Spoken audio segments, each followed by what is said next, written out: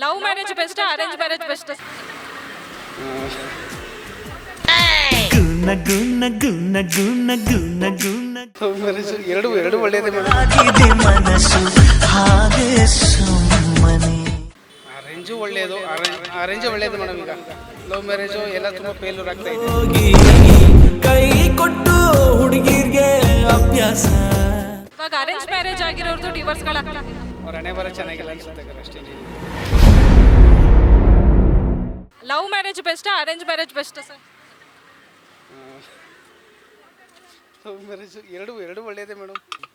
ಎರಡು ಒಳ್ಳೇದೇ ಅಂತಿದ್ದೀರಾ? ಹಂಗಿದ್ರೆ ನೀವಾಗಿರೋದು ಲವ್ ಮ್ಯಾರೇಜ್, ಅರೇಂಜ್ ಮ್ಯಾರೇಜ್? ಎರಡೂ ಮೇಡಮ್. ಓಕೆ, ನೀವು ಹಾಗಿದ್ರೆ ಈಗಿನ ಜನ್ರೇಷನ್ ಅವರಿಗೆ ಏನು ಹೇಳ್ತೀರಾ ಸರ್? ಲವ್ ಮ್ಯಾರೇಜ್ ಆಗೋದು ಒಳ್ಳೇದು ಅಂತೀರಾ, ಇಲ್ಲ ಅರೇಂಜ್ ಮ್ಯಾರೇಜ್ ಒಳ್ಳೇದು ಅಂತೀರಾ?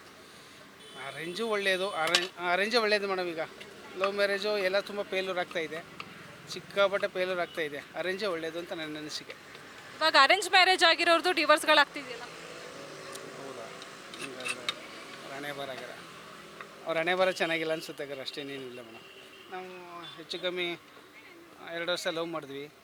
ಈಗ 15 ವರ್ಷ ಆಯಿತು ನಮ್ಮ 17 ವರ್ಷ ಆಯಿತು ಮದುವಾಗಿ. ಚೆನ್ನಾಗಿದ್ದೀವಿ, ಏನು ತೊಂದರೆ ಇಲ್ಲ. ಗಂಡ ಹೆಂಡತಿ ಇಬ್ಬರು ಒಟ್ಟಿಗೆ ಕೆಲಸಕ್ಕೆ ಬರ್ತೀವಿ, ಕೆಲಸ ಮಾಡ್ಕೋತೀವಿ, ಹೋಗ್ತೀವಿ.